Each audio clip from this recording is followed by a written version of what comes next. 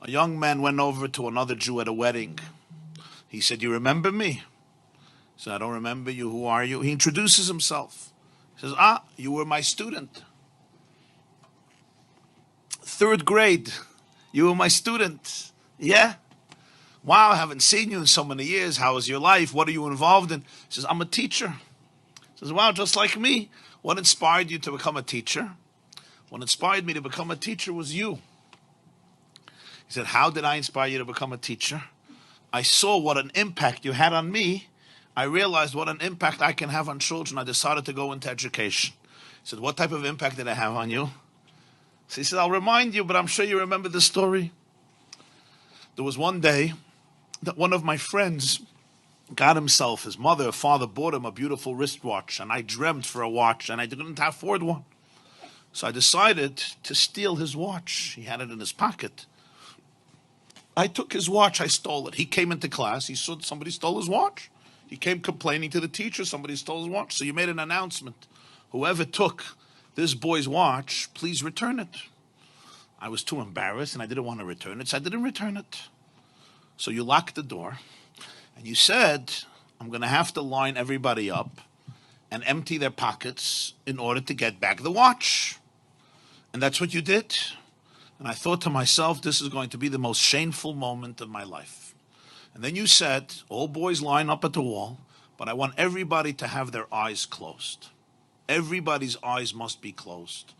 And you went from pocket to pocket, and everybody's eyes were closed. And then you came to my pocket, and you found the watch, and you took it out, and you went through everybody's pockets with everybody's eyes closed.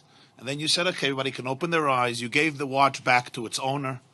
And you never ever said a word to me throughout the entire year. You never mentioned the story. You never mentioned the episode. And when I thought to myself how you saved my dignity that day, instead of being stereotyped as a ganev, as a thief, as a shakran, as a liar, as a no-goodnik, as a despicable child, you really saved my soul. You saved my dignity. And you never mentioned a word, not only to anybody else, not only to the owner, but even to me. It happened, it's over. I understood the message. And when I looked at that, I saw it. I said, wow, this is what a teacher is. This is what a real educator is. This is what I want to do with my life. And therefore I went into education. The teacher is listening to him and he says, wow, that's amazing. That's really amazing. But he says, "But Rebbe, you don't remember the story? Like when you see me and you hear my name, I'm sure you remember the story that I stole the watch and what you did, and you didn't want to embarrass me, so you had everybody's eyes closed." And I'm the person, he says, "Actually, I don't know. I wouldn't know. I wouldn't know the story." He says, "Why not? Like, it's a pretty dramatic story."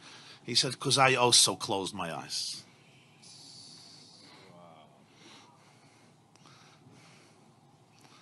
So I want to bless you and bless all of us that we should be able to be such leaders, such teachers, such parents, such educators, such mashpiyim, to be able to be there for people in this way.